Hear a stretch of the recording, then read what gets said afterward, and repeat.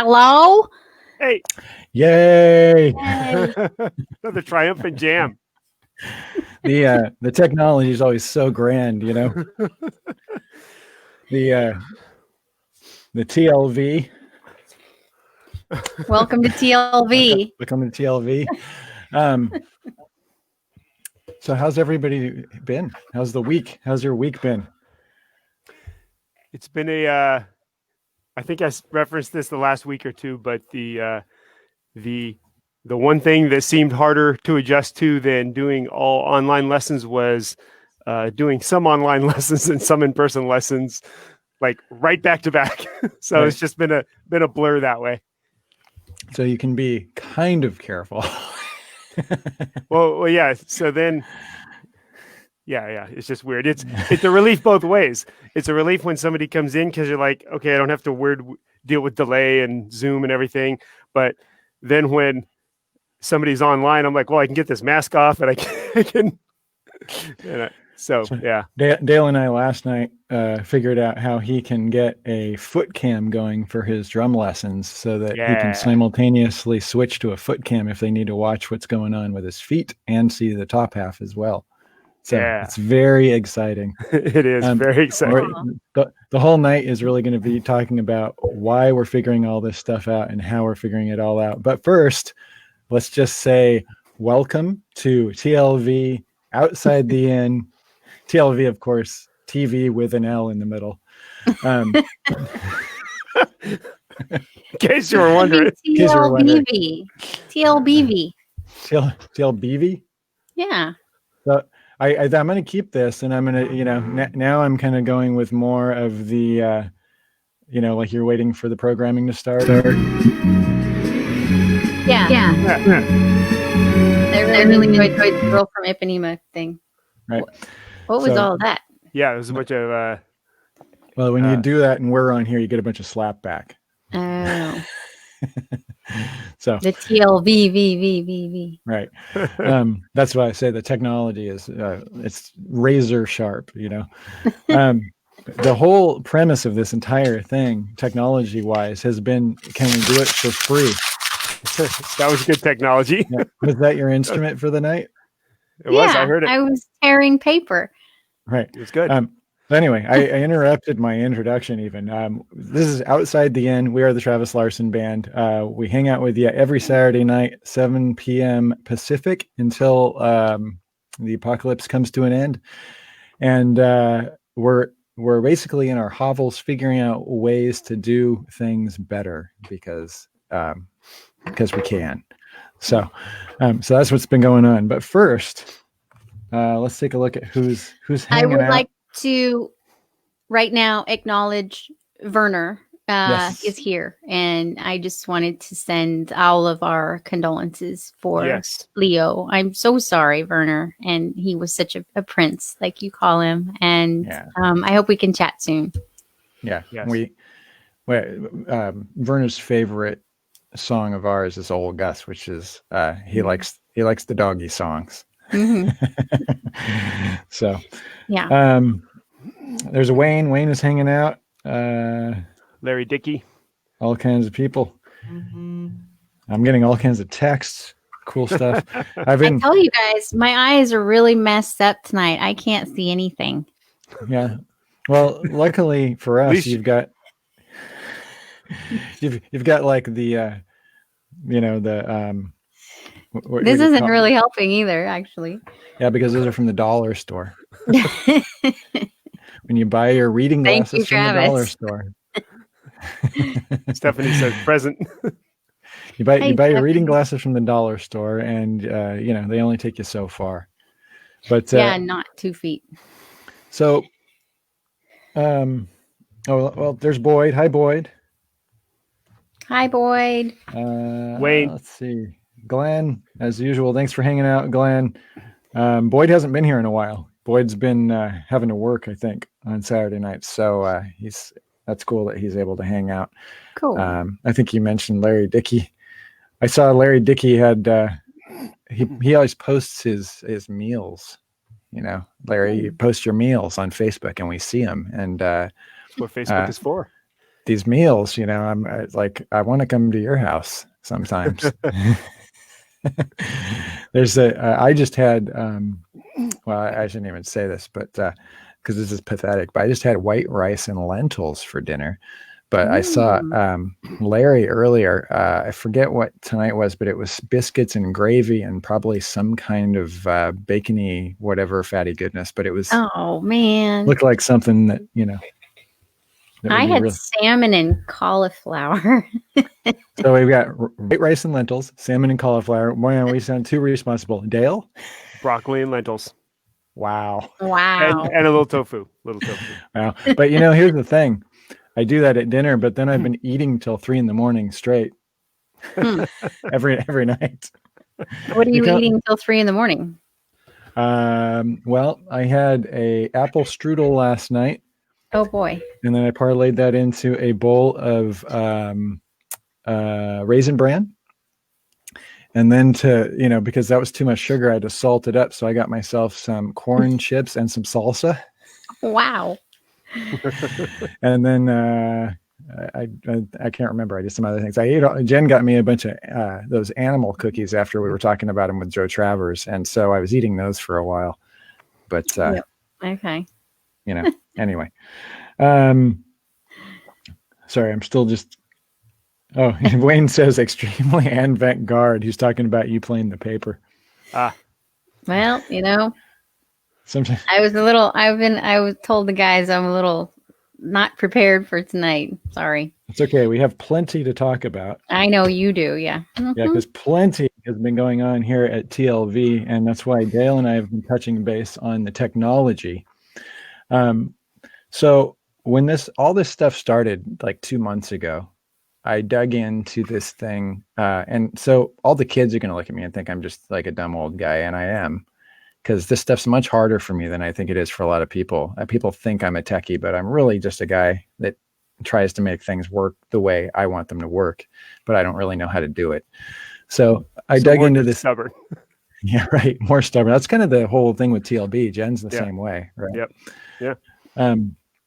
So I got this Streamlabs OBS program, which is supposed to let you do all kinds of cool multi-camera stuff and everything. Kind of like what people are seeing us do now, except you would do it for like a multicam performance when I'm doing the live stream concerts. And I dug into this thing for like 2 or 3 days solid, and I eventually just like hucked it and went straight for a 1-cam deal and just did it the way you've been seeing me do it. Got the audio together, but basically just using a single webcam, because I couldn't figure out how to work all this stuff to do cool screens and multi-cams and all this stuff. So fast forward to a couple of weeks ago, and I got asked to do a virtual clinic for a music program, a summer music program that we would always normally do a real clinic for this summer. And so they wanted to do it on YouTube Live. And so oh yeah, sure, I can do that. So I went and checked it out. And this is how anal we are in TLB world. It was mono. And I know YouTube streams live stereo. So I had to start figuring all this stuff out. This is going to be only interesting to the musicians watching. Luckily, 90% of you probably play and are dealing with some kind of webcams. So I dug into this thing, and it's just been unveiling itself to me throughout the week. So I got it to the point where I started using that with a thing called Stream Share, I think it is. And you have to do all kinds of stuff that I have no idea how to do it. I've never heard of it. You have to take these things called stream keys, which are basically the broadcasting codes for your feeds. And you have to embed them in the other programs to make the programs talk to each other and all this stuff. And so slowly but surely, I've just trial and error and talking to Larry Mitchell, for hours on end, stumbling over stuff. And then I get this thing to work where I'm basically testing the same thing. See, that's the technology I'm talking about. What are you doing? I'm using high-tech procedures to readjust my camera position. Okay. That's the way to do it. That's the real technology. You get the stick of wood and you poke at it. By the way, do you guys remember back in the 70s when we used to like use a stick to turn the TV channel? Like, totally. Did you guys ever do that? Yes. My brother had an antenna like it somehow it had a fork in it, like a metal fork that I don't know if he had makeshifted it on there or something, but he had it like a metal antenna where you pulled it out and stuck it across the room and turned the TV channels back when the TV channels using was like, I think my brother had made, like just a stick and then taped 2 pieces of wood together with the right amount of, notch in there to fit on the channel changer. Right. So this is a full circle thing. This is why we're talking about the miracle of this to people our age who now I'm trying to basically develop a television station in my home studio here, the TL Vision. And I got to interject. Stephanie says my dad used me to change the channel. Yeah. Well, that was the living room channel changer, but the bedroom channel changer, you got a stick. All right, go ahead. The living room channel changer was always us kids, right? Yeah. Totally true. And how come you never got a seat? You always had to sit in the living room floor, like in the middle of the floor. All the parents are sitting in easy chairs, eating popcorn. You were the channel changer. Because you're the channel changer. You're down there on the floor with the dog, watching the $6 million man, The notion of a happy childhood is a shockingly recent development. Right? Nobody cared about that at least generation and a half ago. Yeah, we used to be able to buy real firearms at Thrifty's drug and discount store and just shoot them. That part was happy, but it wasn't safe. The whole world's changed. Yeah. So now I'm developing this entire digital broadcasting studio from my home studio here. And so I figured out around Wednesday, I think, I got it streaming to multiple platforms. That was a huge hurdle. So the reason we're talking about this is all going to lead up to how great the next live stream gig is, which since I haven't been playing for weeks because I've been doing all that, it's not going to be for a couple of weeks that I do another live stream concert, but it's going to be phenomenal because I'm figuring out all this technology for the TL Vision. Anyway, so I got it streaming on multiple platforms. And the odd thing is, because I was using this, I don't know if it was the Restream or the Stream Labs program, the OBS. What does OBS stand for, by the way? Does anybody know? Oh, bullshit. No, that's probably not it. So I figured out how to do that. And then, oddly enough, the Facebook feed live even, which they told you that if you do a live Facebook feed, it's only supposed to be like 320 or whatever it is versus 1080, which is like a big widescreen high definition picture. So I'm only been broadcasting at 300, whatever it is, which is like an old school TV probably. And then what happens is it uploads the video after the fact in HD. But I was broadcasting live in full HD with full stereo sound the other night, just to Facebook even. And then obviously on YouTube, same things at the same time. It's a miracle of modern technology but it's been, I'm spending weeks trying to figure this stupid crap out. And then, I'll like last night I was working on it and I'll just FaceTime Larry Mitchell, who's sitting in his studio exactly like I am right now. Like he's kind of always there. You just FaceTime and he answers and he's sitting there. And he'll be like, "What's up, man?" And I'll be like, "Hey, how do you do this?" And he'll be like, "I don't know. I don't use that program." And then we'll talk about something else for an hour and it still makes the day better. I think so that happened. I think as a generic term, OBS just means open broadcast software. Oh, that would make sense. Unless, who knows? Open broadcast software. Yes. Oh, Boyd just said that. Okay. Thank you, Boyd. Nice. So, what mentioned? So here's what happened today. Today I've been experimenting with this ever since I figured out how to get it to do this live stream. So I've been basically doing private live streams. If you've seen little things pop up here and there where it's a black screen and it says test, maybe you caught that for a second here or there on either one of those platforms. But I got to the point where it was working, and now I've just been experimenting with settings, how stable it is, all this stuff. And I figured out that you could add a camera.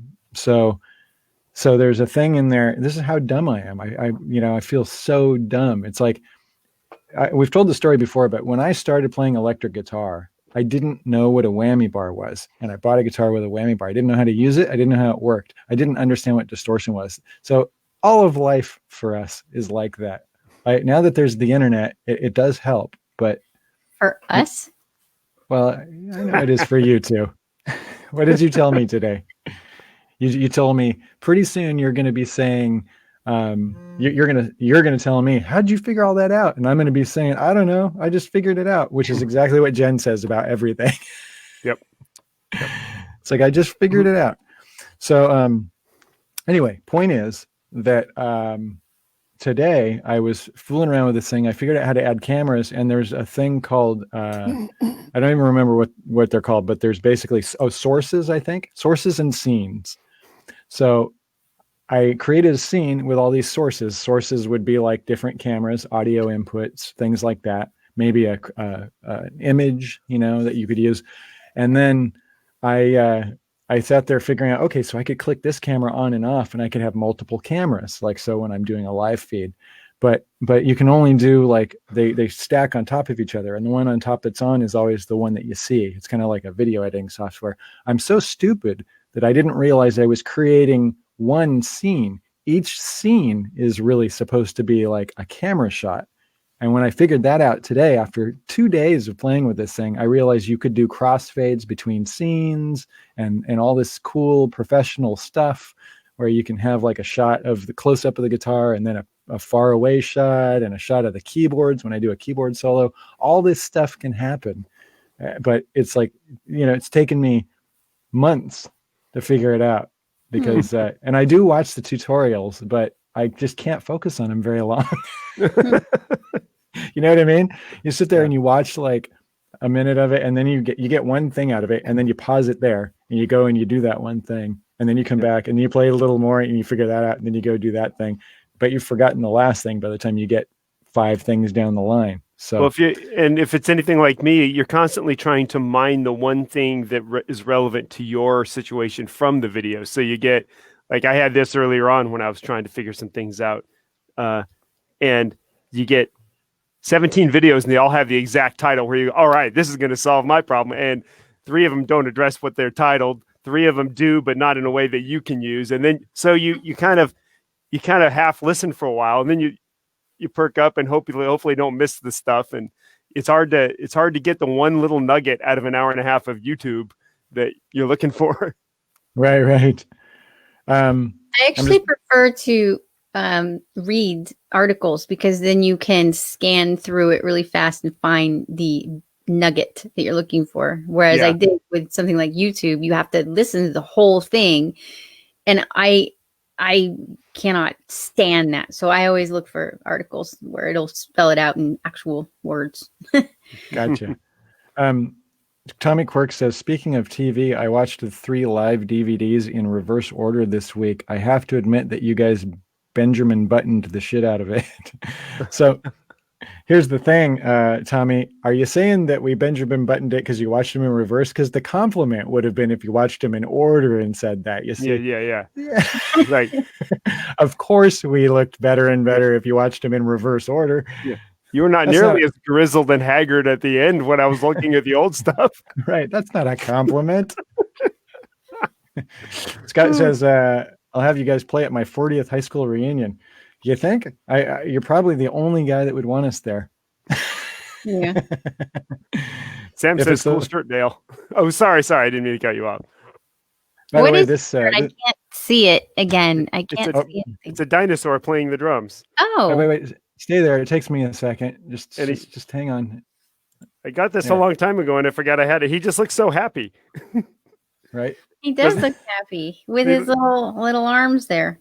He reminds me that it's a fun thing to play music and I shouldn't get grumpy, and he's just so happy. Hey, I have a drummer joke. Okay. What did the drummer name his twin daughters? And a 1 and a 2. Nice. That's so bad. That's good. That's pretty good. Larry says, the reason I post what I'm having for breakfast, lunch, dinner is because that's the only source of entertainment. There's nothing else I can do with my friends. Nothing else is open. So till Saturday. Well, I do enjoy seeing the food, Larry.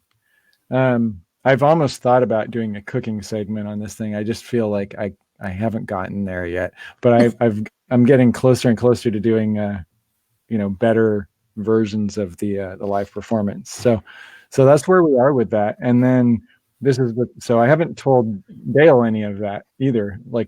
So that's new news to you, because last night we were talking, I was just switching cameras, but I actually figured out how to do crossfades and swipes and all the pro stuff. Nice. So I can basically I can make a live performance look as cool as the band ones we've been putting together. Cool. But here's the part that gets interesting. Down the road, when things are getting back to normal, but we still can't go back to normal because there's just not enough work, or they're still, you can't just book a tour like that. Right. So we could probably do some band performances with multi-cameras and broadcast them from this studio, from the treehouse. Cool. I'm just saying. I saw a comment earlier, something about kind of requesting that. Yeah, so it's not going to happen for a while, but it's a possibility that, maybe maybe towards the end of the year or something like that. Because here's the other thing is we talk about Tom and Steve Harris, two guys that have crewed for us a lot, and I was testing stuff with them earlier, and the issue is I only have one Logitech 1080 camera. So I have two more in my Amazon basket. This one is a Logitech. It's a C910, a C910. Yeah, which is before the 920s are the new ones. But this is a 910. It looks fantastic. It's great. You can't get them anymore, but the 920s are out there. So here's my question to anybody that has. I thought you were saying that was what was in your Amazon cart. Was the No. Okay. No, in the Amazon card, I have a couple of 922Xs. That makes sense. Fascinating for the viewer right now. But this is where I'm going to appeal to all our super nerdy friends. And Werner, you're on this list. Anybody that has old webcams, like an old Logitech 1080 webcam, because you've upgraded one and it's just sitting in a drawer, message me and let me know. Because if you want to donate to the cause, that could be totally useful for a multi-cam performance thing. Otherwise, I'm going to just order these things from Amazon. And I'm only talking to people that don't need it. Like it's now considered junk because it's sitting in your drawer, but it's still a good camera. So I'm just throwing that out there. Tom told me to throw that out there. Of course, I would never ask for such a thing. But Tom said, you need to ask people tonight if anyone has an old, like a Logitech 910 or anything that maybe they've upgraded from, but it's still got to be a 1080 camera. So just throwing that out there. Everybody check your drawers. check your drawers for a camera. Greg Timmons is watching. Greg Timmons. Oh, hey, Greg. So I have a show and tell if you're not in the middle of stuff, unless you're still mid camera talk. No, we can come in and out of that all night long. Sure we will. That's the point. So several weeks ago, somebody asked us about hearing protection, and I went off on a slight tangent to it, which was that bands in our position, the drummers are often listening to a click and destroying their hearing because you have to hear yourself, but you're not traveling with a sound guy. And basically it sounded negative, but I was basically saying it's super damaging to do it the way we're doing, and that I hadn't got my hands on what I needed to make it right, even though I knew what it was. But I have now. So the deal is, I think that people listening to somebody talk about how you can get, it only costs a couple $100 for a set of, in-ear monitors that you can protect your ears with. But then, of course, if you're going to hear yourself and be able to play functionally and also feed information into them, you're going to need a console, and you're going to have somebody mixing the show. So part of the context of that whole discussion, it wasn't that an indie band is too broke to get the stuff that you would need, because it only costs a couple $100 to get a mixer and some in-ear monitors.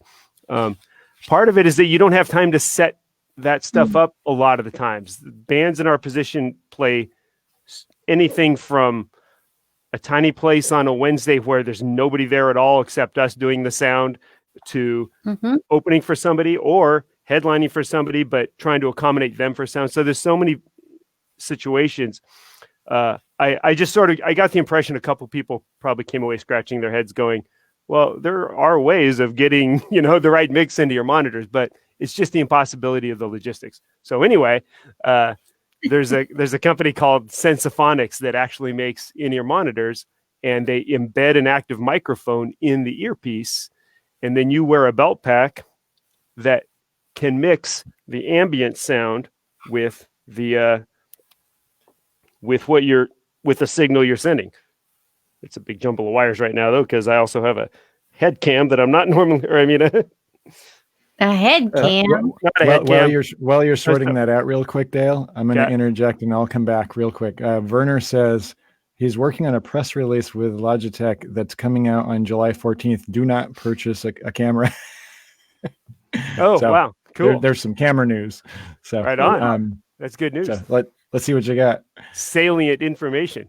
So anyway, then you get a belt pack, and you can, if you're the drummer who's in the position I am, and I really am saying this to, like, there's a chance that somebody listening could be affected by this. But so the idea is that I can have molded in-ear monitors blocking out as much sound as I need. But then if I need to hear myself or the room sound, I can dial it up, and I'm still protecting my ears. It's still,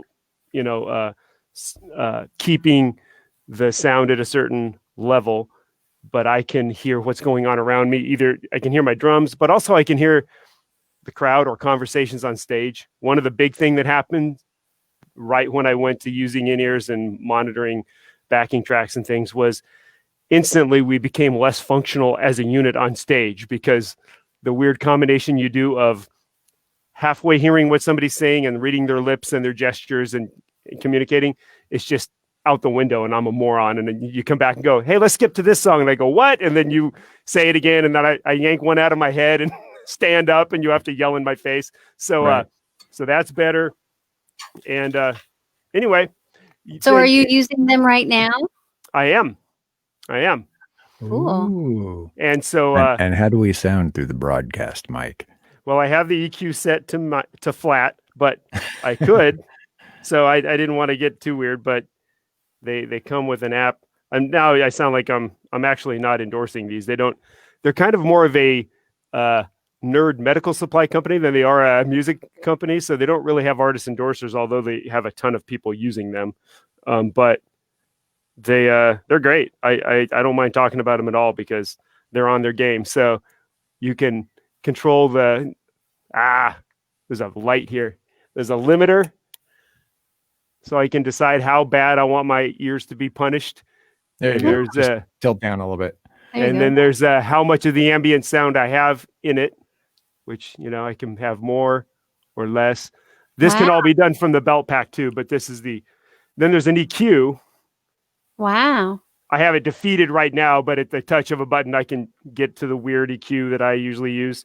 And so that's app-based, but you don't need the tablet. Anyway, I'm totally talking to drummers who are going through this. These have been around for a lot of years, and I've known about them. They're about $2,000, and I always wanted to just have a less fancy version that had just the microphone and the mixer. And last year at NAMM, they demoed, this year at NAMM, I should say, they demoed this, and I don't know if it's a little bit mid-platform, so I'm not sure how they're ultimately going to be marketing this, but it's like $700-800 for everything that I wanted to save my hearing that I was whining about for all that time. So, the idea too. Well, you were saying for drummers, but it's basically for, like you said, any band that doesn't have a dedicated in-ear monitor engineer, because you can turn up the ambient noise and hear the stage monitors. Yeah. I tried the in-ears for a while, and remember I was basically setting a microphone between Travis and Dale to pick up their, some sort of ambient sounds, and it just sometimes turned into a nightmare. Yeah. So, yeah. So the biggest thing again, because I talked more about it when this came up last time, is when you're trying to listen to something like a click for time reference. Whenever you put something in your ear canal, audio wise, you better have a good seal, because things get loud on stage, and then you're gonna blast something in your headphones louder than you would ever put it there to make sure you can hear it, and it's just really damaging. I'll pull out my in-ears during sound check sometimes and just look at them shaking when they're so loud, and it's heartbreaking to think that you had that in your head the previous night. And so this is hopefully going to be the answer to that, and I just wanted to share that because I was. Now you won't be going any more deaf than you already are. One hopes. We'll see what happens. We'll see. But now we're all going to need those. We're going to need them if we start doing live stream performances, because we're going to have to all wear headphones when we do that. Oh yeah.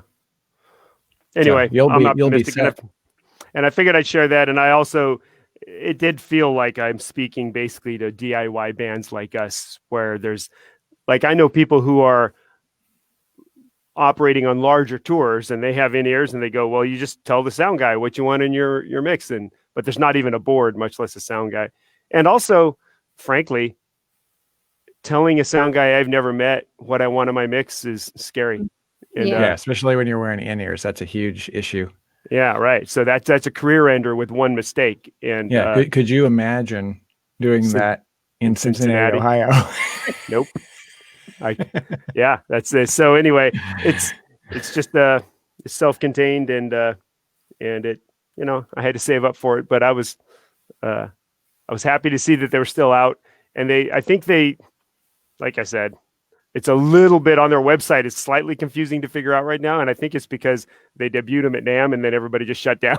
They're just like, gotcha. Yeah, right. But anyway, cool. That's my show and tell. I hope that made some sense and wasn't too nerdy, but I'm happy about it. It made sense and was nerdy. Awesome. Did you have something, Jen? Because I got some questions here. Well, since Dale's talking, I saw a question about I forget who now, having seen us play with Dave LaRue Band, and they wanted to know how you feel playing on other drummers' kits. Something along those lines.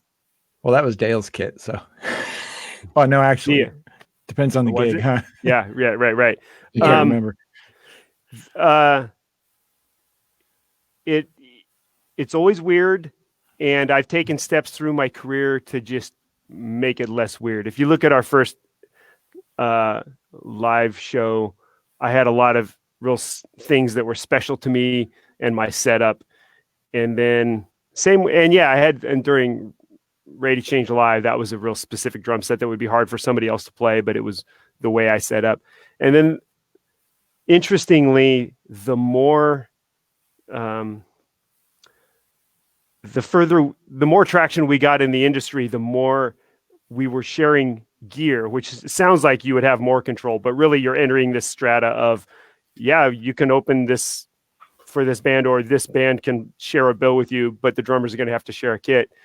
So I took steps about 6 or 7 years ago to just start making my drum set a lot more generic. Like, I have 2 toms up and 2 toms down, and everything's about where you'd expect it. I have more cymbals than most people, but wherever you think there's going to be a cymbal, there's probably a cymbal. And it really works out great. And the second part about that equation is, the more we do stuff like that, the more drummers can just, the better the drummers are, and they can just play on whatever set. Like Dave LaRue's drummer, Drew, doesn't touch anything. And I think he's like 4 inches. We're not the same height. That's not what I heard. And I should finish that sentence. I think I'm several inches taller than him. So like, when you don't sit the same height, everything's wrong. And he'll just sit there and go, nope, I'm not going to be any trouble. Nope. And he plays his ass off, and it's slightly embarrassing because he outplays me on my own drums. But yeah, never touches anything. And I don't usually touch other people's very much. But so even if you have a weird setup, the real straightforward setup that I use, it's like maybe you have a peculiar setup, but you know how to play this other reference that's real generic. And then I guess when we went out with the Aristocrats, that's a different story where Marco has such an interesting, weird setup where he has, I assume a drummer might have asked this, but he has a wacko set where it's like, instead of small, medium, large, larger, it's medium, large, tiny, 16-inch tom, 18-inch tom. And it's just, so I knew what was coming there, and I practiced. I set my drums up like that for about a month, and I know how tall he is. Like you watch Marco Miniman play, and it makes sense because everything's proportional, and he looks like a normal guy playing drums. But he's 6'5" and lanky, and his drums are so high that when you sit at him, it's bizarre. And so I intentionally prepared for that, and that was pretty much on me. And honestly, he was not very fussy either. He played my drums before, and I hadn't set him up that weird way. And he was like, no, it's fine. And that's bizarre to me because he has to be Superman every night. Like I'm playing hard songs, but he literally has to be the most amazing thing people have seen when they come see it. You do too. You just don't know it. Yeah. Okay. So anyway, it is weird to share drum sets. It's an ongoing thing drummers deal with. It depends on the show. In about 95% of situations I've played in, it wouldn't matter almost at all. Because most drumming is really repetitive. In most bands that I've ever played with, that's not an instrumental fusion band, you're going to do that all night or this. And even if the drum set's not right, you can tweak your back into some position and get everything in the right position and then just stay still and play, and it'll work. So yeah, drummers are all used to playing on other drum sets. But yeah, and in the genre we do, it's weirder. And the better the bands we play with, the less weird it gets because everybody seems like they're so adaptable. Interesting. Yeah, cool. Stephanie Hillstein says, cooking segment, yes. If we do a cooking segment, we're going to have to bring other people, like we're going to have to Skype other people in to help us, or at least me. So oddly enough, and I'm just going to float this out there, and then we'll just kind of let it, stay out there in the mysterious ether. But we mentioned Dave LaRue Band, and we have some amazing guests coming up in the next couple of weeks. And there is a theme based on our one of our two favorite bands. I'm just saying. Based on our two favorite bands, there's a theme over multiple weeks, not just 1 week. So everybody stay tuned for that. I realize that we have not had a guest in a while. We need a guest soon. We are probably boring the hell out of everybody.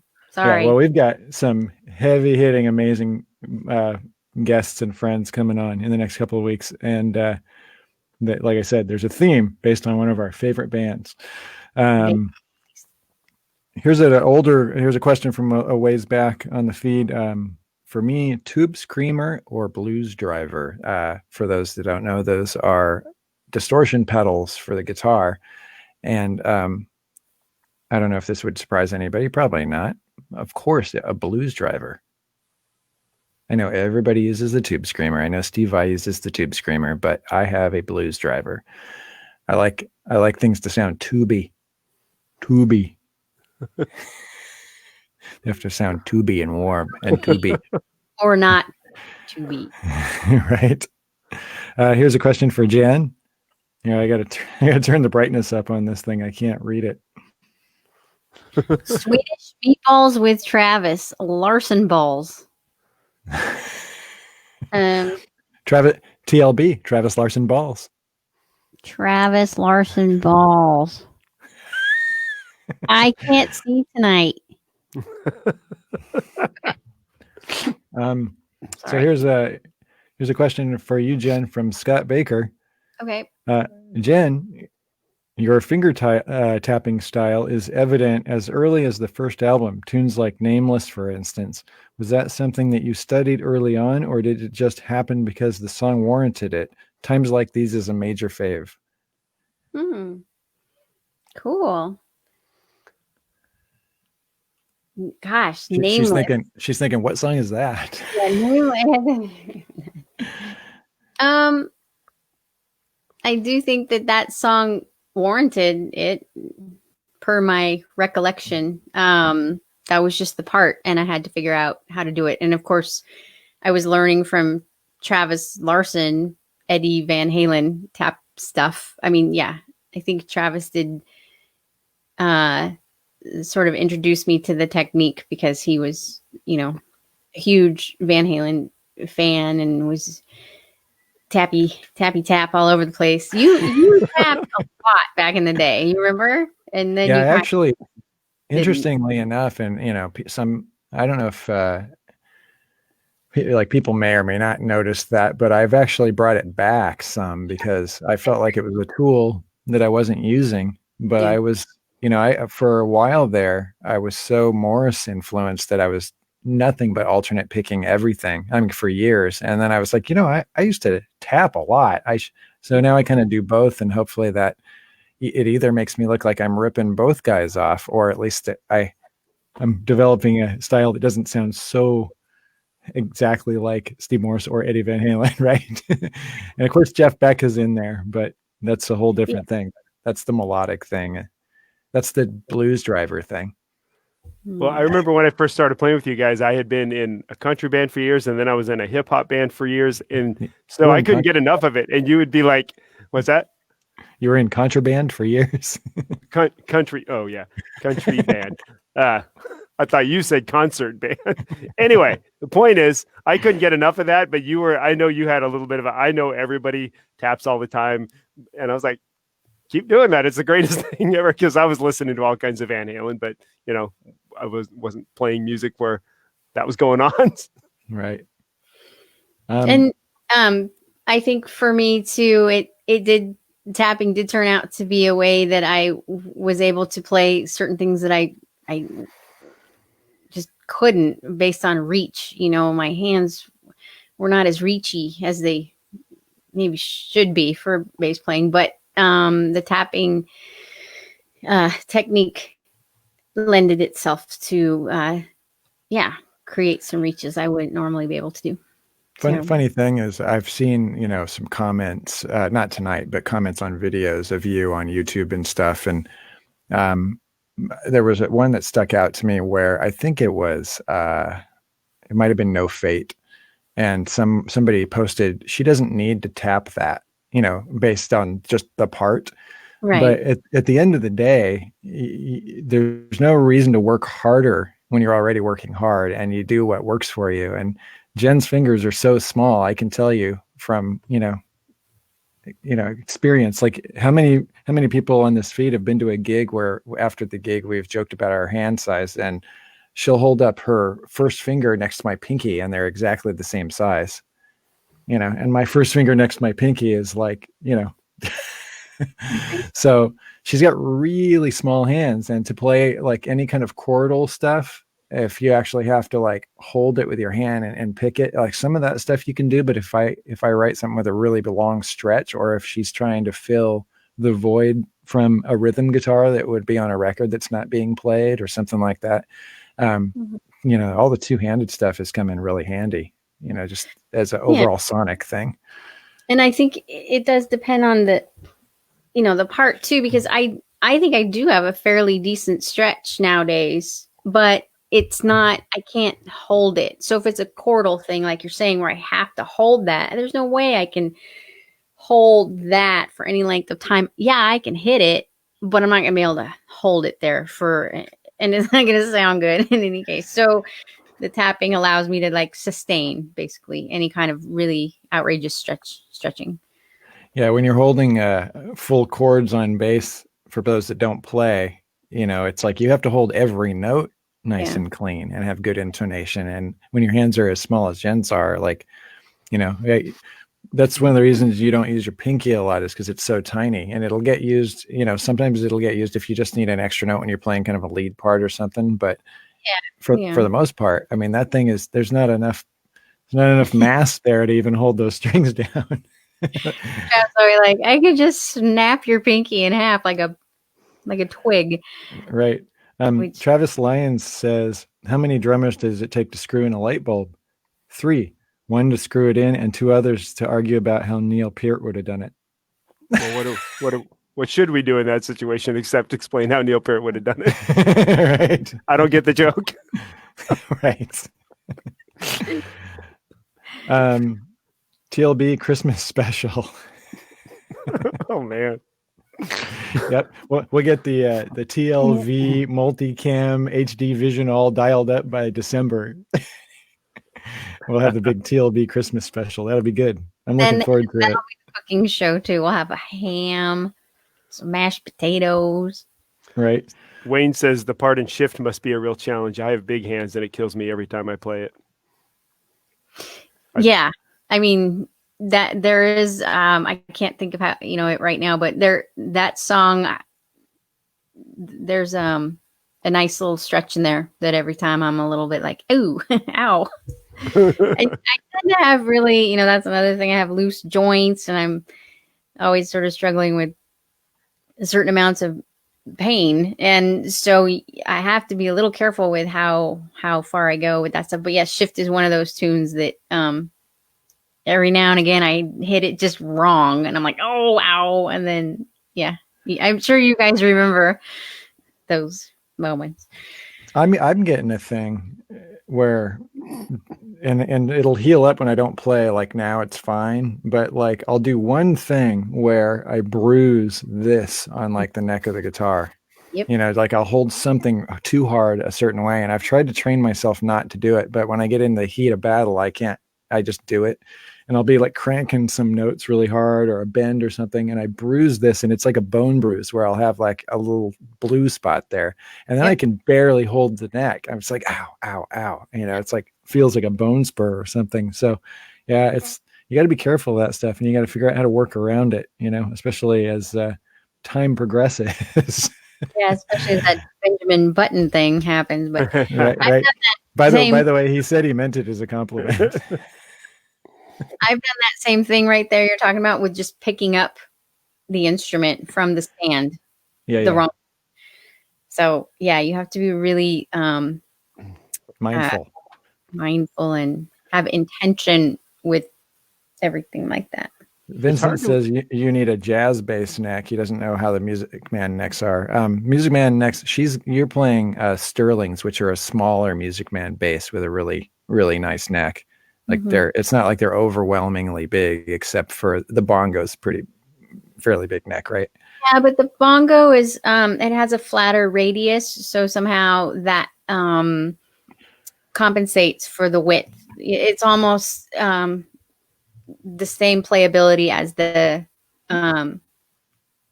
Sterling. So the Sterling's a little rounder, but it's a little thinner, and the bongo is flatter and a little wider. But I have the same amount of range with both instruments. Gotcha. Wayne says he's got a 1080 cam. Maybe he doesn't know if it's 1080 though. He'll check. So if it's 1080, Wayne, go ahead and shoot me a message. We'll take whatever we can get. Vincent says, "Are any?" Hi to. I'm just gonna say hi, everybody. Yes. Yep. Vincent says, "Are in-ears going to kill the amplifier business?" Well, the interesting thing about that, Vincent, is I'll tell you exactly why it won't, at least with the way things are at live gigs, when live gigs actually happen. But it depends on the kind of gig you're playing. If we're playing, you have to be playing a place so big that the stage sound is not affecting the mix in the room. And if it is, and we play mostly small clubs, some big clubs, some theaters. Last year with the Aristocrats, we played a lot of theaters and stuff, but still you get the people sitting in the middle in the front, and the PA is way, way over on the sides. And so all they're hearing is the stage mix. Now, when we did the UFO tour back in 2009, Jen and I ran completely direct, and Dale was playing drums. So people had a really hard time hearing Jen and I in the front row, at least in the center. And you had to get back a good 5 or 6 rows, and you had to be on the sides maybe if you were closer to actually hear a good mix. So the reason amplifiers won't go away as long as we're doing things the way we do them now, although who knows what we're going to be doing by the time we come back. But But most PA setups in a club, you've got the mains on either side of the stage on either side of the room. And so if there's not the band volume coming off stage, then you're not hearing the band. So amplifier, that's why we started taking out backline again. And we take out, big backline, because we basically want you to hear a great mix from the band on stage. And then if there's a big enough room with a PA, that's just supplementing it to for like the distant throw to the rest of the people. So at this point, I don't think in-ears can really, I mean, they can, but it's not going to be a great show or a great mix, because acoustic instruments like drums are always going to mess with the mix. If you're playing in Dodger Stadium, you absolutely could use in-ears. Doesn't matter, What would be so strange is if someday there's like this, the audience uses their headphones and Bluetooths to some big network sound thing. And yeah, I know they try to do that kind of thing at NAMM, but it's still all kind of hardwired. But if there was some big Bluetooth, I don't know, network where everyone could just put their things in and tune in and get full perfect stereo sound. Right. Wayne says, Travis, what's your opinion on the new modeling software like Amplitude or Positive Grid? Have you tried any of these? Wow, in Detroit, it was a really awesome mix. So here's the thing, Wayne. I am running modeling gear. I'm not running any of those softwares. I'm actually running a Digitech IPB10, which is kind of the 1101 or the 2101 back in the day, which is the rack mount version. But what's going on, Jed? Yeah, you glitched a little bit. Oh, I'm using an IPB10, which is the here. I might be able to just show it to you really quick. There, you see it? So that is a modeling pedal board, but the point is, I was running backline on stage, but the backline on stage is only for what I'm talking about. It's for me, and it's for supplemental audio for an audience member that's not getting a good mix off of the PA. So if you're too close, if you're leaning up on the edge of the stage and you're right in the middle, right in front of Dale, then you're probably not hearing the PA. So that's the only time you're hearing that amp. But I'm running the modeling stuff to a clean power amp to cabinets, and then I'm running the direct signal from the modeling to the PA. And that's why it sounds so good. And I'm running in stereo. So all my reverbs and delays and choruses are actually in stereo. There's actually bouncing around the room. And then we, of course, have Kip Stork, who is the greatest sound man alive, touring with us for the last, he's been with us for 30 years, almost 28 years, something like that. Sure. Anyway, sure. He first did sound for Jen and I when we were playing with the Romantics. That's a true story. As long as we're talking about Kip, before I even played with you guys, I was playing with a band at here in San Luis Obispo, and this is just a completely random Kip story. It's a sense of humor story that you'll either get or you will not. Where I had gotten some food right before we went on stage, and it was weird that instead of the normal type of brewery food, it was spaghetti. So I got a big plate of spaghetti, and sound check took a long time for some other reason. And so then when I was playing, I had left it on the stage, which is kind of just lame and unprofessional. Like I'm on stage on the riser, and on the riser is a plate of spaghetti. And instead of him shaking his head and just taking it away and going, "Jeez," I get off the stage and he's looking up at me like while I'm playing, and I just figured he's grabbing the spaghetti and shaking his head. But when I got done with the set, he had gotten a short mic. He had mic'd the plate of spaghetti and put a cable on it. Got like a little shorty stand, just put it right in the exact right place. I don't know why that was funny to me. You can't. That's funny because that's something Rush would do. That's full on Rush. He mic'd the plate of spaghetti. You got to mic the spaghetti.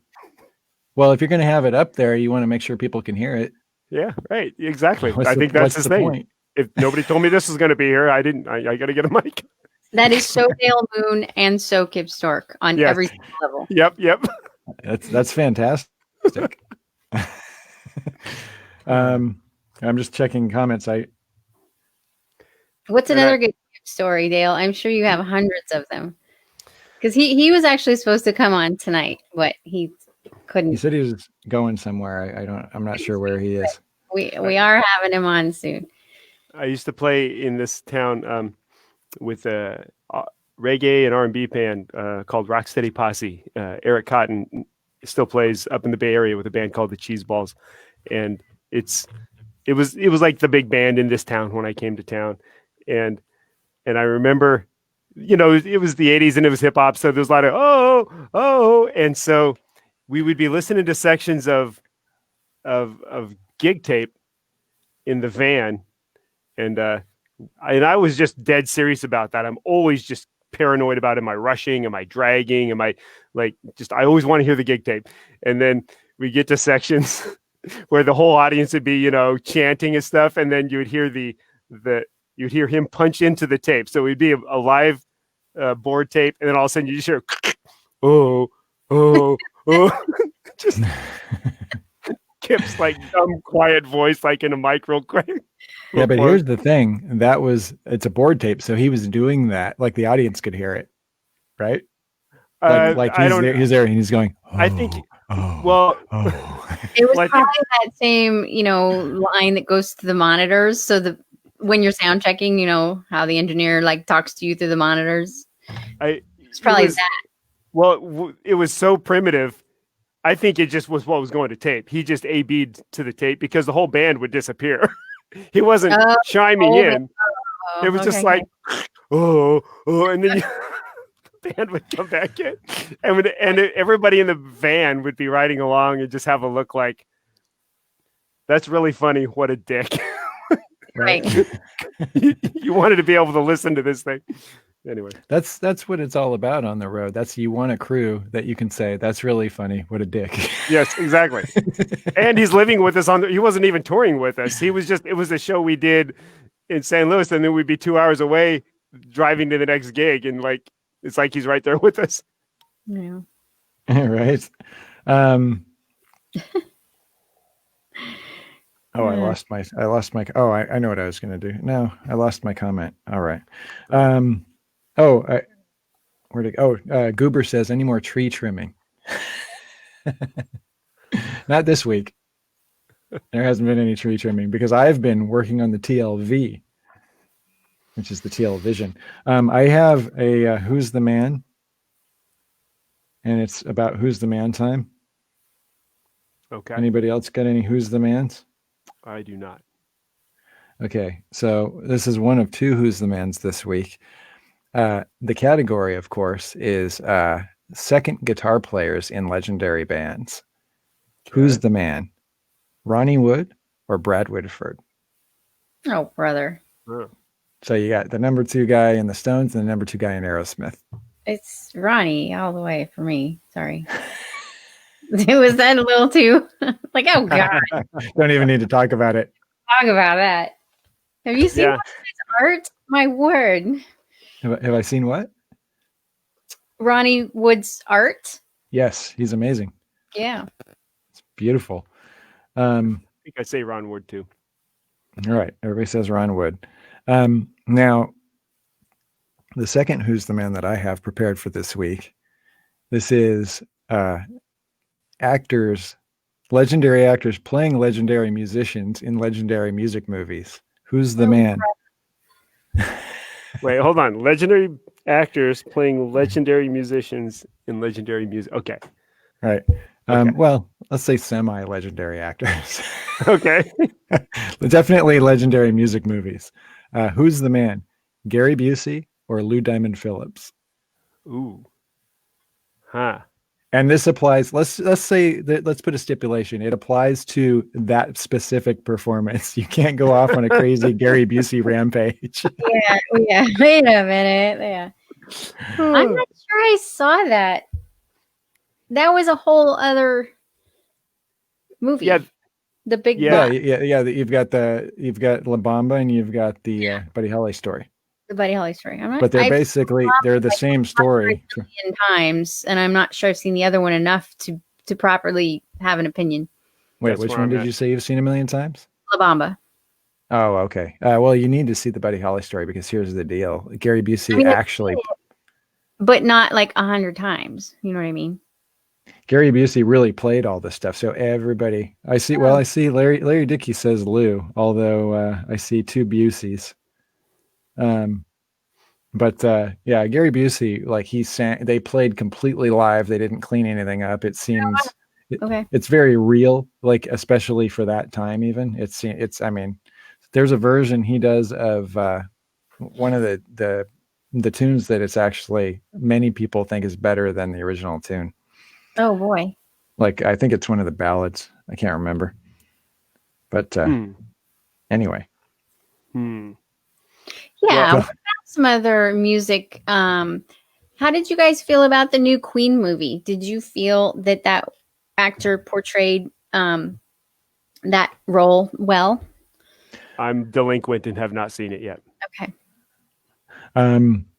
Because someone asked, Chuck asked about Val Kilmer as Jim Morrison. So, I mean, that is an interesting subject when you bring up actors portraying famous musicians and how well they do it or not. Right. Yeah. I thought the Queen movie was... So I'm a super geek, especially, I mean, this is actually pre-COVID when I saw that, and I was still geeky enough to go watch the actual Live Aid performance back to back on YouTube and kind of compare and contrast. And when you saw how movement to movement, they completely replicated that whole thing. Yeah. And the thing is, you know, I watched that when it was on. You know, and I remember it clearly because that was a big deal at the time. That wasn't when we had a million channels and internet. So you were watching Live Aid, you know? Right. And I remember, when I watched the movie, when I really got how much work they put into it, I thought it was freaking amazing. And I thought that he might have played it a little flamboyant, and I thought his teeth might have been a little too big, honestly, and stuff. Anthony just said the teeth got in the way in the Queen movie. And I tend to agree. But here's the thing. But yeah. But here's the thing. So I went and I watched a bunch of interviews with Freddie Mercury, right? Mm-hmm. And there was like a Freddie Mercury that you didn't see very much when he was kind of like off guard, where when he was kind of acting more normal, like natural, his teeth were pretty freaking huge, man. Okay. Yeah. Like it didn't seem like, it looked outlandish to me when I saw the movie. I was like, they went too far. And then I watched Freddie Mercury for real in some kind of like, you know, more behind the scenes, harder to find footage. And I was like, they didn't go too far. That was just my feeling. It's just that thing where you're comfortable with it. You've grown used to it with Freddie Mercury. And then when they put it into a movie, you're not used to it on that person or in that setting, or it could be that the actors did that kind of research for the character and did look at all of those kind of hard to find bits and saw the stuff Travis saw, whereas we saw the more, you know, stuff everybody has seen, and you didn't see the big teeth bits, but the actor studying that character saw all of that, so they used that, you know. Crystal Nostro in the house, everybody. Yep, saw that. Hey, Chris. Hey, Chris. Hey, Gino. Yep. Gino. Hey, Gino. Yes. We were talking too about. Oh, I was going to say, Gino says my teeth get in the way of my movie too. Somebody mentioned Ralph Macchio in Crossroads. That's probably a honorable mention. That's been floating around a lot because because they just reissued the red guitar that Vi plays. I think it's a Jackson, and they just are reissuing it as a special reissue this week for the Crossroads guitar. Which I don't think he ever. I think that was just a movie guitar because he's never used a Jackson guitar. I don't think. I think I could be wrong about that, but I think he went from Strat to Ibanez back in the day. So. But I just watched the Ralph Macchio thing last night because of that, because it was on a link to sell this guitar. So I watched it, and I was watching how how hard he worked trying to mime the guitar moves, but not actually knowing how to play guitar. Right. And for a guy that doesn't play guitar, he did a pretty good job. You know, but he wasn't playing anybody famous. He wasn't playing a guy, like a real guy. Didn't quite fit the category, right? The Val Kilmer in Jim Morrison, that was pretty impressive. I do remember seeing that, and yeah. Isn't there a new Elton John movie out? Yes, I saw that too. But first, in Queen, who's the man, Adam Lambert or Paul Rodgers? I'm going to say Paul Rodgers, but he may not be able to sing as strong as Adam Lambert, but he's just got more clout. I don't know. It's just maybe I'm an old guy. I was pretty stoked to see, like when Paul Rodgers went out with Queen, I was pretty amazed that he was pulling some of that stuff off. I mean, he's not Freddie Mercury, but he did a pretty darn good job for a guy in his 60s, you know? Yeah. I don't have too much. I don't have enough knowledge to I haven't soaked that very much. Yeah. It's a good question though. Yeah. There's a tremendously long comment and question from Wayne, but at the end there's a comment for Jen. Wayne says, man, when this COVID thing is over, it would be awesome if you do an Asian tour with the Aristocrats with Chris, then hopefully could get you guys to visit Guam. Jen, do you ever use a bass wah or any other crazy effects or octaver?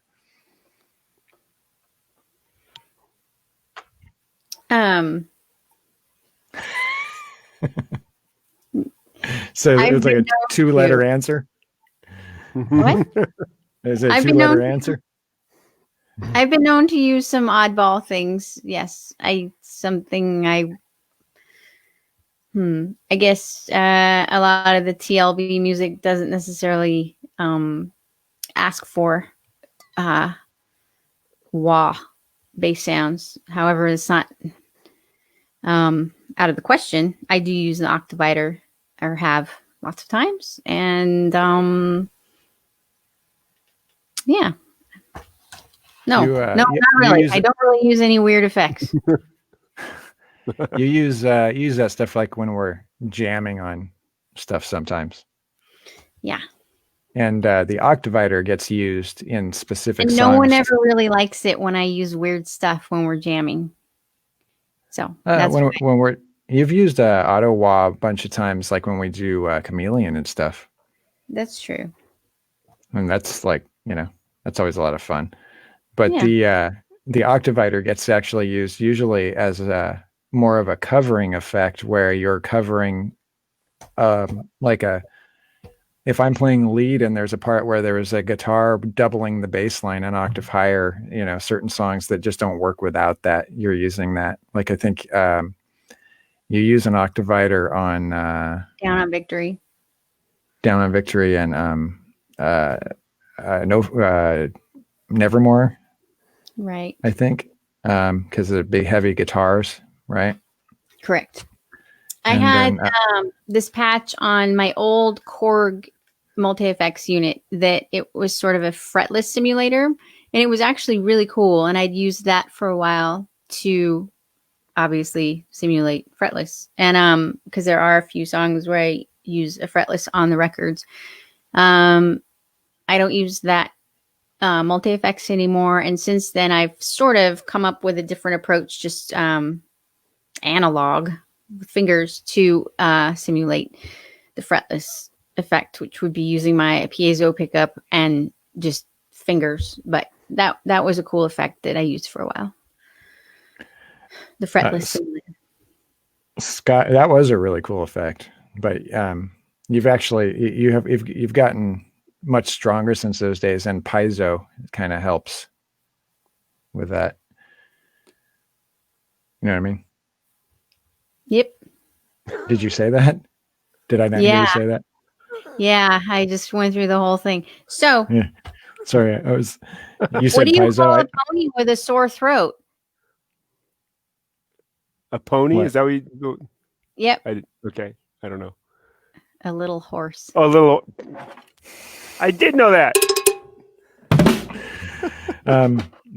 Scott says, if any of you weren't playing in TLB, what would you be doing? Well, I would be learning how to use the Streamlabs OBS program.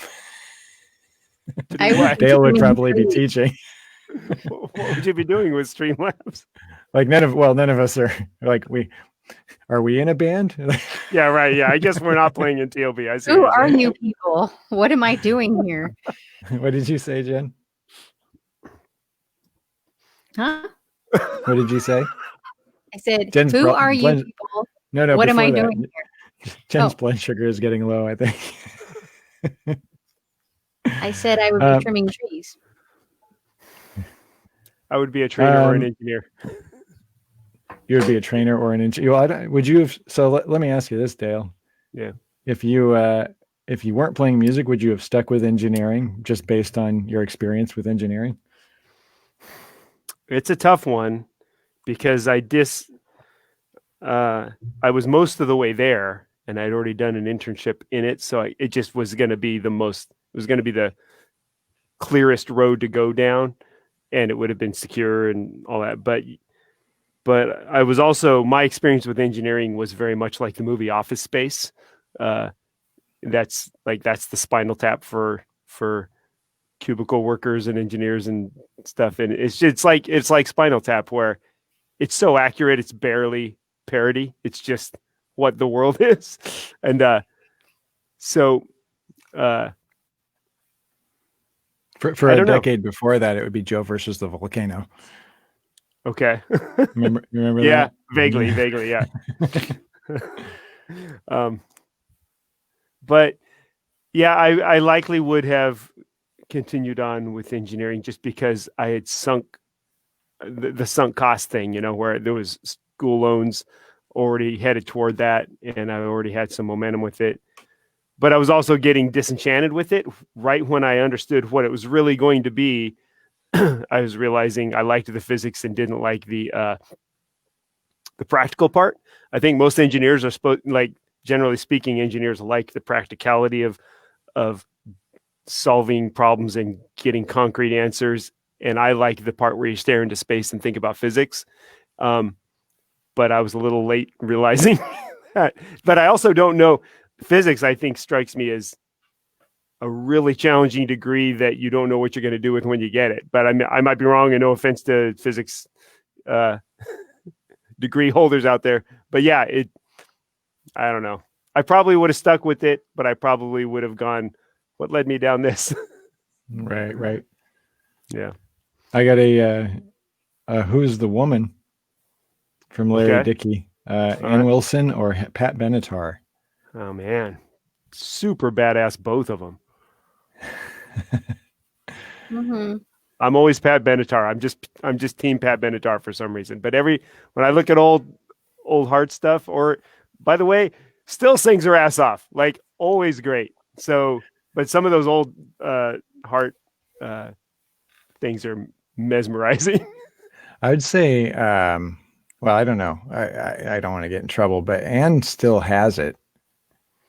Yeah. You know what I mean? Oh, yeah, yeah. So I don't know whether I saw Pat Benatar a couple of years ago on the anniversary tour, and she was great, but she, it seems to me like Anne can do more of what she did 30 years ago than maybe Pat can. I mean, but she's amazing.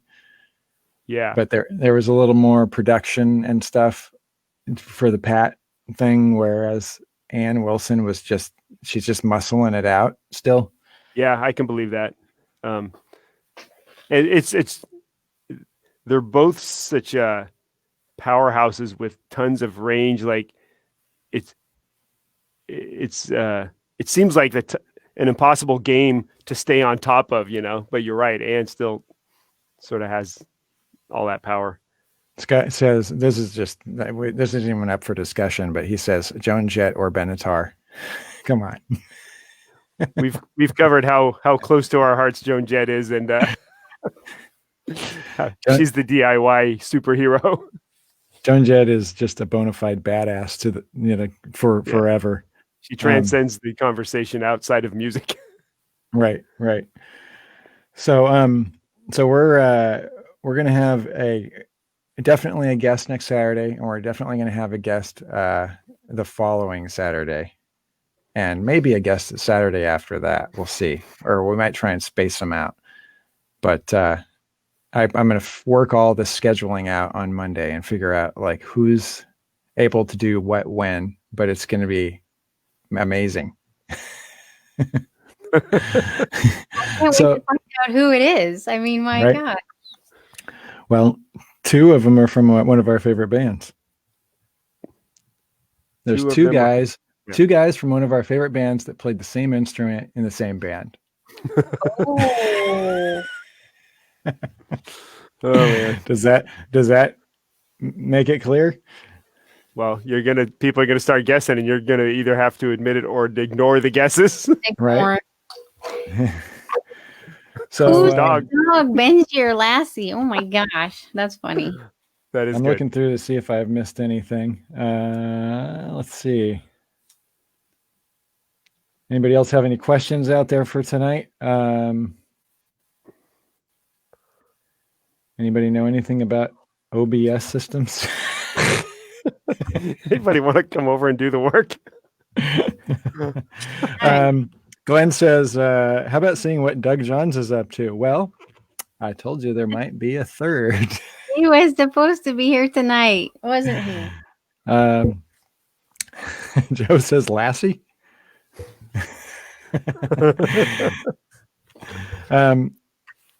To my drummer friend, whatever happened to Ludwig drums? You never see drummers play that brand anymore. Went to Tama Sonar by now DW. That's an interesting one for me because I'm not a person who ever had that. I used to not be a person who had the vintage drum bug. But then I started playing in a roots rock band. There's a band called the Cadillac Angels that I'll play with sometimes in the Western States. And it's all about just, it's kind of rockabilly, but I don't think he would use that term, just more roots rock. And it's just all vintage. Like he'll play guitars out of the Sears catalog that he got way back in the day. And it's silly to play a modern drum set. And I sort of just got brainwashed over years playing with that band that I sort of understood the vintage drum thing. So anyway, my point is, the coolest vintage drums in my mind are gold badge 60s Ludwig. And, but the problem is there's just hardly any of them left. And so it's not like you're ever going to just score a set of blue sparkle Ludwigs from the 60s. If it's like everybody knows where they all are and they're all $4,000 to $8,000 for 3 drums. And so, but they're pretty cool. They don't get cooler than that, I will say. Glenn Hinsman says now made in North Carolina. The Ludwig? I think so. Interesting. Werner says Ludwig is synonymous with Ian Pace, in my opinion. I saw somebody recently say they liked, I think Penny Larson said she liked Neil Peart's Ludwig set best, which that to me, that was the one that didn't quite fit in my mind. That was the white set that he was using around. I can't think of the name of that live album, but yeah, he was Ludwig for a split second. I got a question for Michael Wiley says, what brand of guitar is Travis? So for people that haven't heard us going on and on about these Ernie Ball Music Man guitars.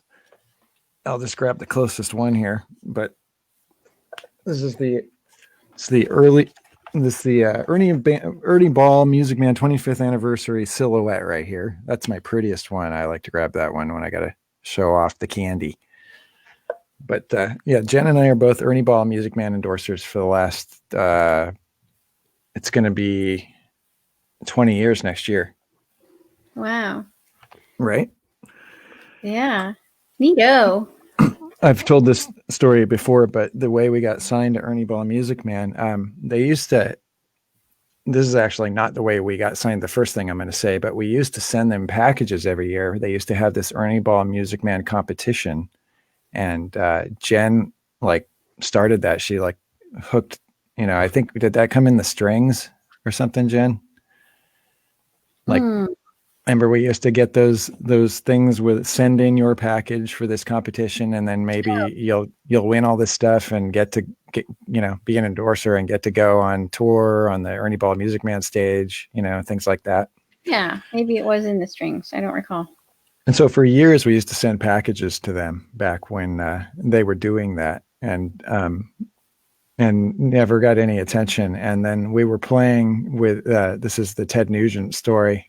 We were playing with Ted Nugent we were playing the Mid-State Fair on our own stage, on a side stage. And Greg Timmons from Ernie Ball Music Man was at that stage and saw us. And it's a long story. I've told a million times, but it didn't start out good with us, but now we're best friends. He's like family. But that day it didn't start out good. But then we were kind of button heads quite a bit.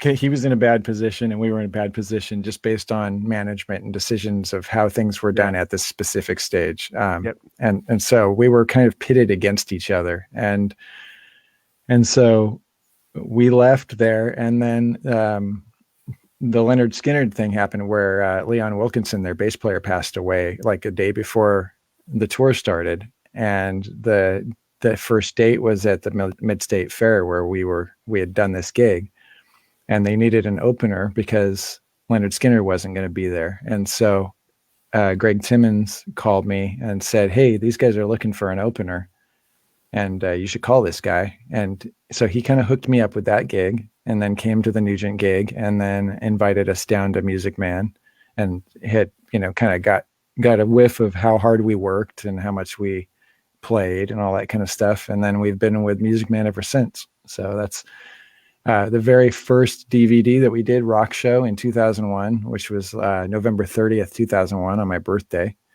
was about a week or two after we got our guitars from them, I think, or something like that.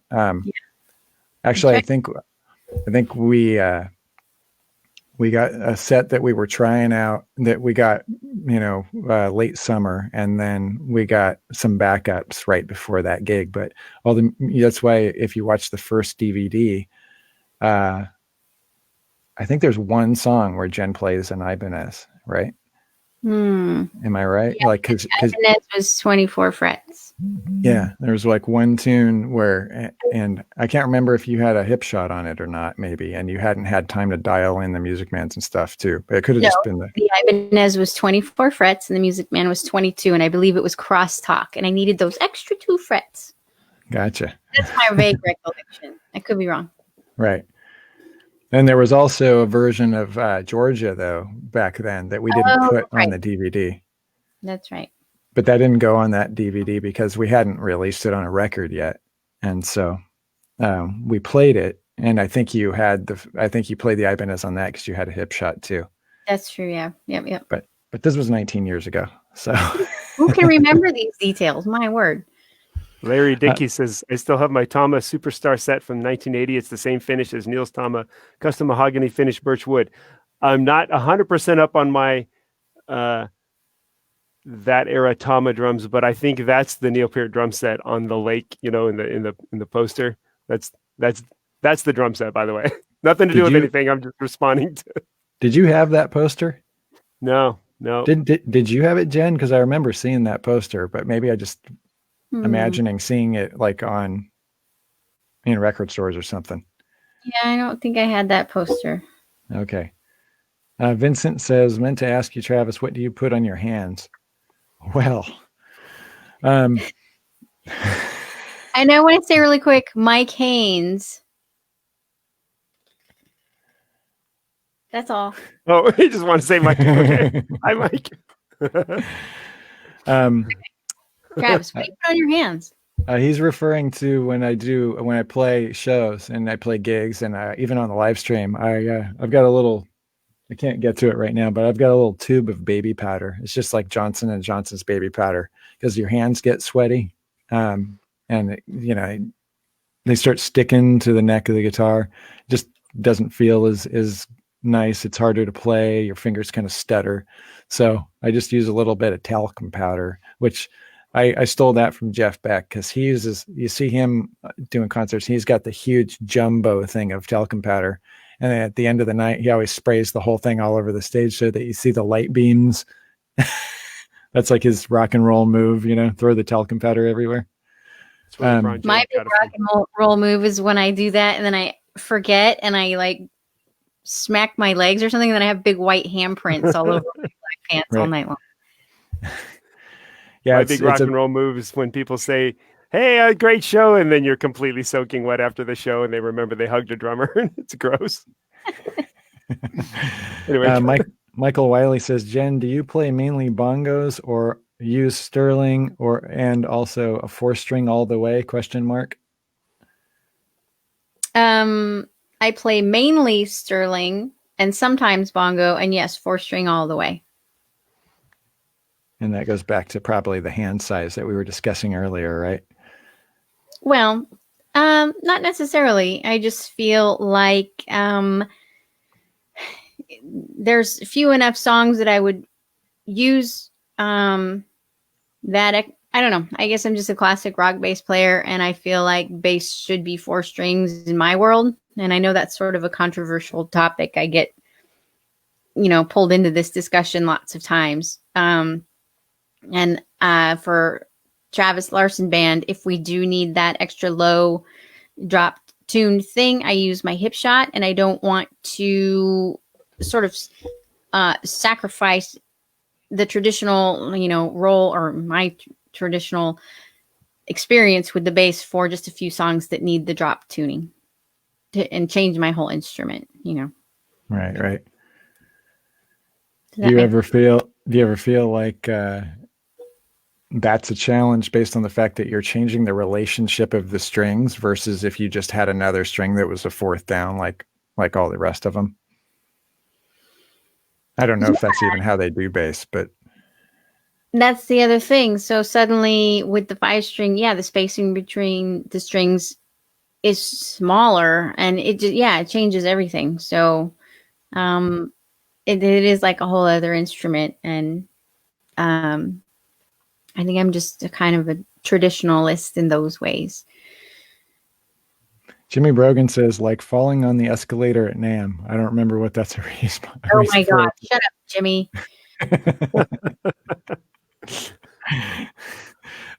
Glenn says 4-string was good enough for Jocko. That's all you need to know right there. Yeah. I was thinking about that earlier. You mentioned the necks you guys use and that Jen had small hands, and a lot of people started chiming in and saying, you got to make a custom bass. And my first thought when I hear something like that would be, I wouldn't want to be playing on something that's so specific that I wouldn't be able to play just whatever. But then I thought about it and I was like, yeah, but you always have your axe with you. Does that enter your mind? Would you want to have a custom thing, or do you not want to lose the ability to just play whatever you grab? If you had a one-off, that's definitely a consideration. One of the reasons I get a lot of flack for not playing. Well, I get a lot of flack for playing other people's signature models. Like I play a lot of John's models, the Petrucci's. Yeah. And it's just because I like them a lot and they're consistent. I can have 2 or 3 of them and they all play the same. And, people say, well, why don't you just get a custom guitar built? Ernie Ball has told me straight up, they will build me anything I want them to build me. But that doesn't mean it's a signature model. Like I'm out there selling a bunch of them because, we're not that John Petrucci is a huge rock star. He's been doing this for 30 years. So to play something that I can get 1 of, or maybe 2 of, if I try really hard, that's exactly what you're saying is like I broke the neck on my guitar that one time flying back from Jackson. I can always grab another one if I need to. And I can still work the next night. I can still function. And so, there's definitely some peace of mind in that I can go grab something else that's going to feel like that. It's like if you had a custom car built and you're a race car driver, well, not even a race car driver, just a person, you know what I mean? Yeah. Like, maybe a race car driver. But if you have a guitar or if you had a car built that did one really specific thing really well and felt weird doing all the other things, like say you get you're not going to drive a Formula One to Vaughn's to buy your groceries. Right. So maybe you just want to get a good car. And then if that car. Still Vaughn's? I mean, I don't know. I don't know either. Scott said Jen and LaRue signed his new bass at a gig. It's now art. Oh, cool. Well, I hope you play it though. It's playable. Yeah, the question, you got to make them sign it where they don't wear it off. That's I always when I sign guitars. I always try and sign them where you won't wear it off. Dale, what's the most challenging part of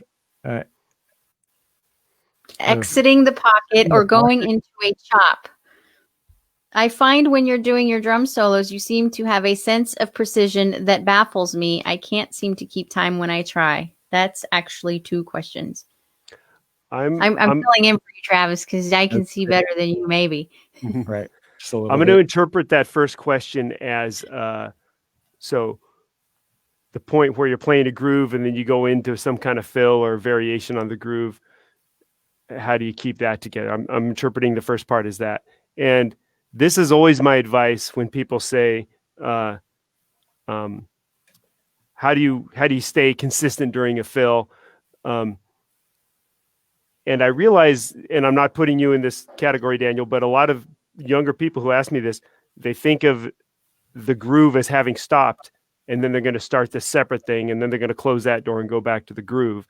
And so my advice is always that you should think of a fill or whatever you're doing, something technical or choppy, as a variation on the groove. So, it could be something real basic. You could be playing this groove and then go, but still there's some semblance of that groove in there. And if I go, you shouldn't feel like you left the groove to do the new thing. And anyway, I get this from certain metal drummers because some of it gets so technical. And my advice is always, whatever it is that you're not sure about this fill you're doing, you shouldn't feel like you exited the groove and you're going to go back to it in a minute. You should feel like while you're doing that fill, it is grooving. And my advice to those people is put on the song you're going to do the fill in and play nothing but that fill for just back to back, and make sure you're not speeding up and slowing down. Like if this was the part of the song that was the groove,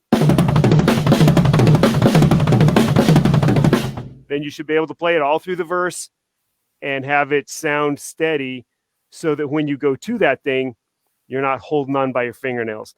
It sounds easy, and I'm not saying I'm great at it, but that's how I practice it. If I have something that's challenging for me, I'll just do it back to back in the song so that when I get to that thing, I still have I know where the quarter note is, or I still can feel sort of a groove going during it. I've answered the question twice in a row. Sorry. So when you're doing drum solos, sense of precision that baffles me. Kind of a similar thing with the solos. My solos tend to be time based. I don't do as much of the, start slow, get dramatic, speed it all up. I usually tend to have a through line of time with my solos. And I approach them that way. If you heard me working on my solos before they're on stage, they would be pretty boring because I know there's a joke in there. They are boring. But so like there's stuff I'll do like,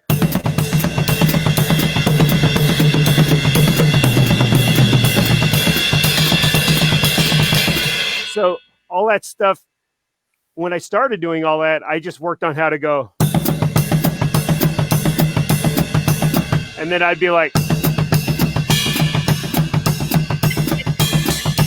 and you're just going to do little more and a little more until the improvising part escalates itself to where it sounds rhythmically interesting so that this becomes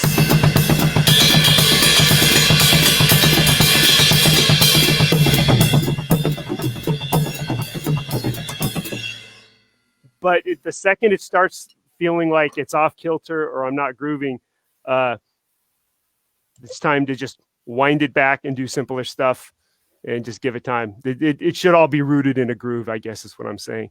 But also that's just my style of soloing. There's people who are, super fast and there might not be as much of a groovy solo, or there's the dramatic old school rock solo that's,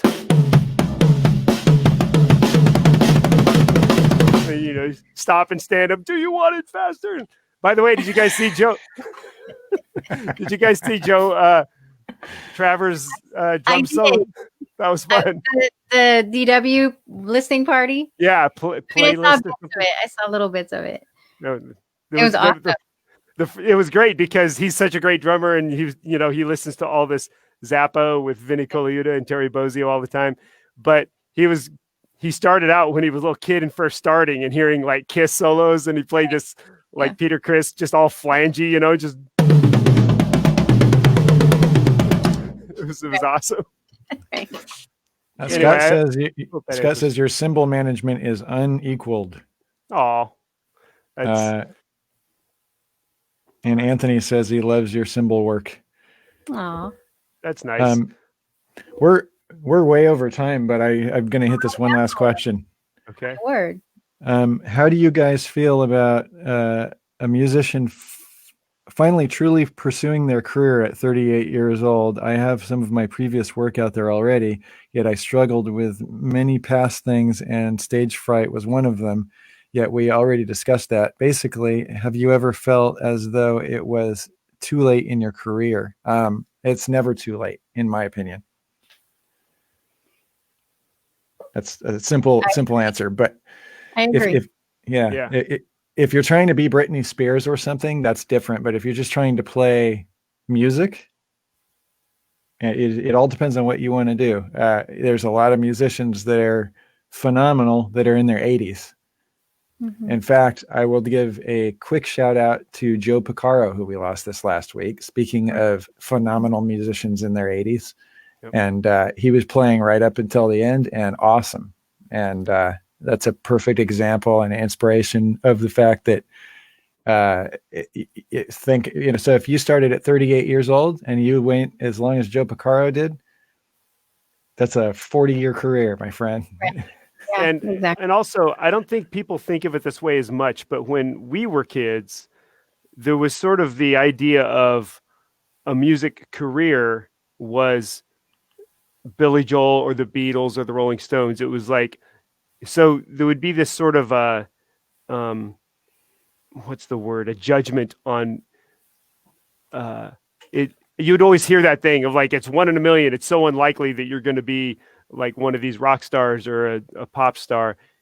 And the conversation about, well, there's a lot of careers in music that aren't being the freaking Beatles. Like, I feel like those conversations didn't take place very much. And most of them aren't. It's obviously, and so it like you guys said too, it depends on what you want out of the career and what makes it worth it for you. And you don't even have, it can be anywhere from hobby to making some of your money from it. Or, and by the way, there's a weird line too, where you're doing gigs and that's cool and it feels professional and you're making less money because there's like a year or two in everybody's life where you're like probably making less money than you would if you just never did it.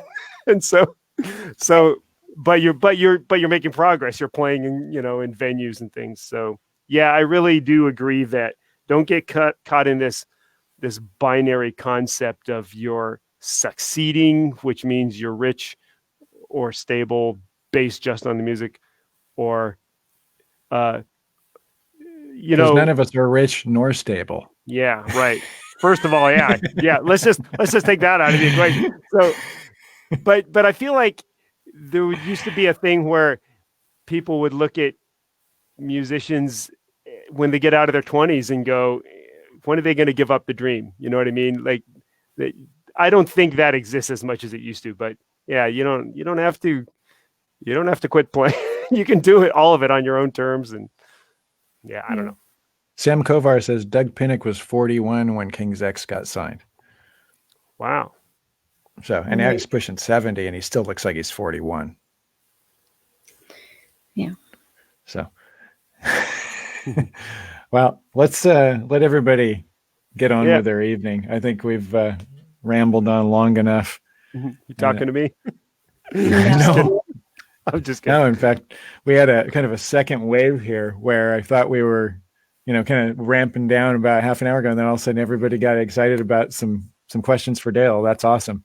Yeah. So, so in the next couple of weeks, lots of exciting stuff going on. We're going to have some great discussions here. So keep your eye out. I'll post events usually on like halfway through the week, and we're just going to organize who's coming on when. But some of our favorite musicians of all time are coming on the show in the next couple of weeks. So it's going to be really cool. Great hang. And it's not like Jimmy Page or, Travis always tends to bump it up a little much. Jimmy Page will not be here next Saturday. I'm sorry to report. Maybe the Saturday after that, though. But Freddie Mercury. Maybe the Saturday. Well, I didn't hear what you said about next Saturday. Forget it. Oh.